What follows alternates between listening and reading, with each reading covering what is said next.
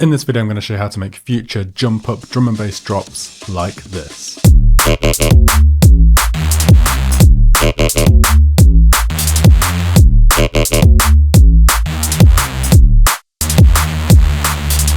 Now all the samples and certain presets used in this video are from my future jump up drum and bass sample pack, which recently just dropped. If you want to get your hands on that, it's the first link down below. Loads of samples, loads of presets, loads of project templates, all around this future jump up drum and bass vibe. So in this video, we're going to focus on an 8-bar loop of a drop, and there's two main elements to focus on here. So there's the drums, and then there's all the different basses. And we're going to start with the drums first, and then we're going to look at the basses, and then we're going to look at the melody and the ABAC method for making your drops sound more effective. So we've got 8 bars, which you can see along the top here, and we've broken it down into 2-bar sections. So the first section, section A, then section B, then A, then C. And you're going to understand this more later on when we do the basses. So let's zoom in on the first 2 bars and just focus on the drums for this, because then we can essentially just duplicate it for the rest of the 8 bars. And you can see I've got my project template ready here, all set up. If you haven't already got this, there's a free download to this down below. So get that plus the sample pack, and then you can literally follow along exactly. So first, let's put this in step mode. Then we want to bring the different elements in. And you can see I've already mixed down these sounds along the volumes on here. And this just means we don't have to do it on the mixer here. You can see they're already all at 0. And this is basically what gain staging is. So we're mixing it before it gets sent to the mixer channel to make sure there's no like weird sounds coming through like distortion, redlining, anything like that. And it's just a bit neater, and it gives us more control later on if we do want to change the volume. So let's start with the kick drum, and we're going to use Future Jump Up Kick 5 from the pack. So we're going to put this on the first beat and then the third beat, but halfway across it. And then we can just hold Control, drag, and then shift and drag this to duplicate it for the whole 2 bars. And we get this. Next, we want to add in a clap. So we're going to add in FJU clap 6. And we're going to put this on the second beat and the 4th beat, and then again, copy it across. So we get this. Now we want to add a hi-hat to add some groove, and we're going to use hat 15 for this, and we're going to put this in hat slot 1, and we're literally just going to put this every single bar like this. And if I play it for you, you'll see that adds a nice sustained groove throughout the drums. So this hi-hat has also got a little bit of reverb on it, and to do that we've just sent it to the reverb channel, the drum reverb channel, which is here. So you can see at the bottom, you just click this and then you can adjust how much you want to apply to it. And then on this channel is a reverb and an EQ, cutting out the low end, because we don't want any low end reverb. You can also see the levels here. So you can see the kick drum is the loudest element, clap second loudest, and the hi-hat's third loudest. And we are also mixing loud here. If you haven't yet seen my tutorial on mixing loud, then I highly recommend you watch it. It's really useful. I'll leave a link in the description to watch that. And now the core of the drums are done, but we need to add some more groove with some hi-hats and percussion. So we can do this with hi-hat 16, and we're going to find a little gap in the drums. So for example, 3 hi-hats in and then 1 step across, and we can do that same here. And then we get this. Adds a nice little bit of groove. And then we've got hi-hat 10 here. So we could add it at the end of the section, like right at the end here. Sounds pretty cool. And now if we just zoom out to 4 bars and copy all this across, we could get 1 more hi-hat in, hi-hat 20, and maybe put this somewhere in this section. So potentially down here, just zoom in before this hi-hat. Let's see what this sounds like. And then maybe we could remove this one here and just have that periodically. So let's now duplicate this again. And there we've got an 8-bar loop. Now you could add a little bit of transition here, so like a drum fill, or turn off the kicks and clap and do some sort of transition effects. You could experiment with things like that, or you could just do that every 16 bars. It depends on the track, but we do like our transition fills. They make the track keep moving along and sound interesting. But that is the core of the drums done for this particular drop. Make sure to experiment with yours. Also, this is how the drums look now. And this is the drum bus here, which also has a Saturn on, just the default setting with the drive turned up, and a Pro L on, which is basically just a limiter boosting it by 1.4 dB. So it's like a saturator plus a limiter. And then I can control this and make it louder really easily if I want to. Gives you a lot of control using a drum bus like this. Now if you're enjoying this video and the way I'm producing, then my Music Production Academy is available to join. There's over 14 hours of course material to get your hands on, plus you get help directly from myself, detailed feedback on your tracks, and much more. Third link down below if you're interested in that. So now let's move on to the basses, and we're going to create them in Serum 2 first, and then we'll look at the melody and how this ABAC rule applies. Let's create the 808 bass. So we only need one oscillator for this, wavetable oscillator, and we just need a sine wave, put it -2, and turn the level all the way off. And then with the LFO1, we're going to create this shape, and we'll just drag this down a little bit like this, and put this to half rate. And then we can put this on envelope mode, so it only plays once from the start of the note, and then we'll drag this on the LFO. And now we've just got a sub bass basically. Now to give it a bigger transient hit, we can come to LFO2. So what I mean by transient is the very start of when the note plays. We want it to be more aggressive. And to do this, we can drag this on the coarse pitch. And then if we hold Shift and Alt and click, and then we can change this to around about 11%. And then if we drag this down here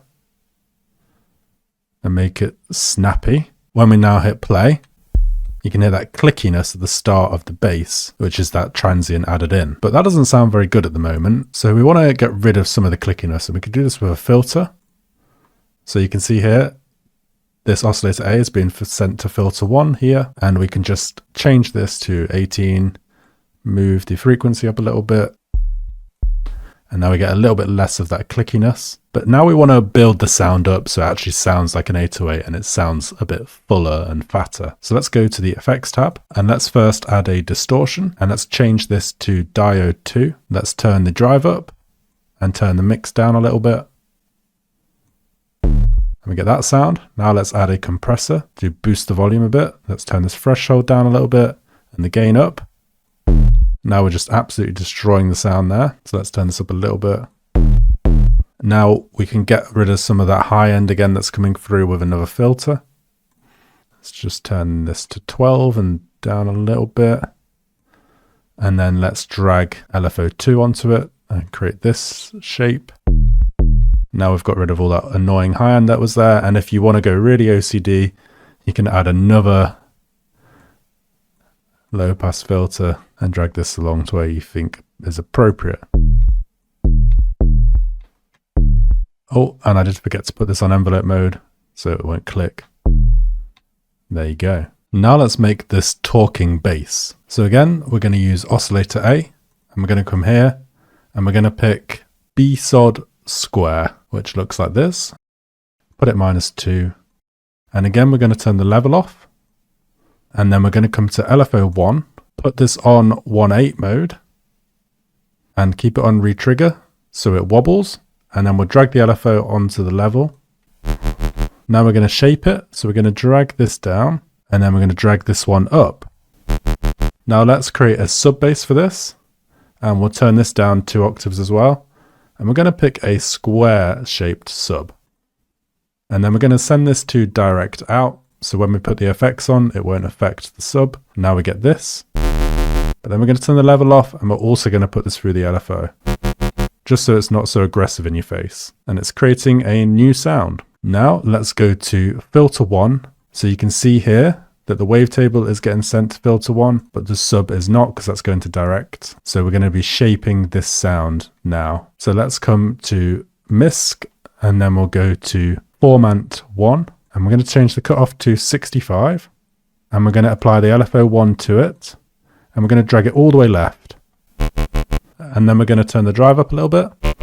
Now let's add some effects. So let's add some distortion and change this to Stomp Box. I love using Stomp Box. And then let's apply the LFO to the drive, so that as the LFO increases, so does the amount of distortion. And let's put this on about 50%.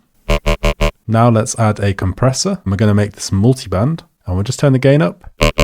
Absolutely smash that sound. Turn the highs up a bit and the lows up on here. Turn this up to 0.75. Then finally, let's add an EQ, and we're just going to boost some of the mid-range.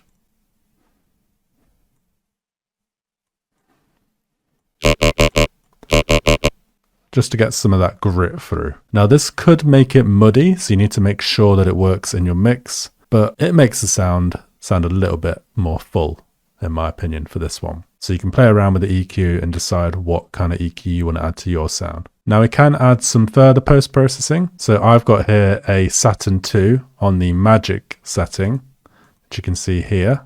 And then I've also got an EQ boosting the lows even more, just to make it even fatter. This is without, and then this is with. And it's also getting sent to a reverb channel. So that's without, and then this is with. So it's a Valhalla room and an EQ, and then this is with. So that just adds a bit more grit. So now let's make a Reese bass. Now we can use the default shape. So the S2 wavetable now just has the default shape here, instead of when you create something you can't get this back, which is pretty cool. Or we can use basic MCB, which is pretty similar. Sounds like this. And then what we want to do is go -2 oscillators to get that low range. Put it up to 4 unison to get that voicing. And then we want to get rid of some of the high range. So let's turn this filter on. Again, it's being sent to filter 1 up here, you can see. And let's change the cutoff to about 1300 Hertz. Now we need to beef up the sound with some effects. So let's add a distortion. Turn it to diode 1 and turn the drive all the way up. Turn the mix down a little bit. That sounds really cool. Now let's add a compressor on the multiband setting, and let's turn the gain up a bit.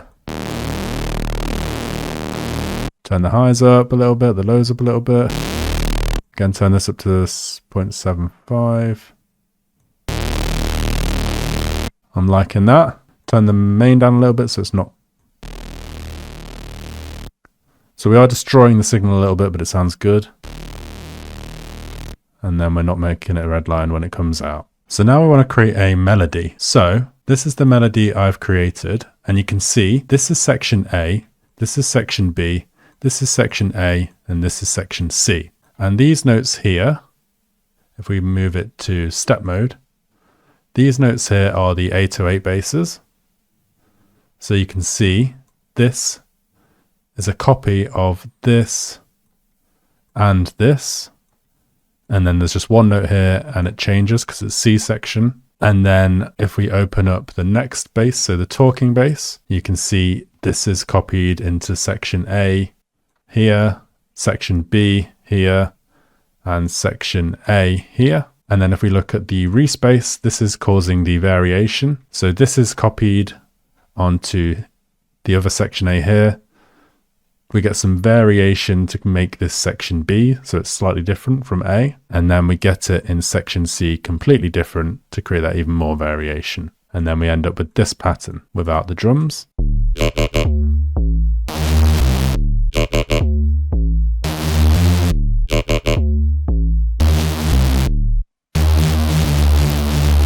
And the basses complement each other very nicely. Thank you for watching. If you enjoyed, please leave a like, subscribe if you're not already. There's a new video every week. Also, don't forget the Future Jump Up sample pack is out now, link down below, and the Music Production Academy is there to join if you're not already in. Would love to see you inside. Any questions you've got, any track suggestions you want me to remake, let me know down below. Thank you for watching, and I'll see you in the next one.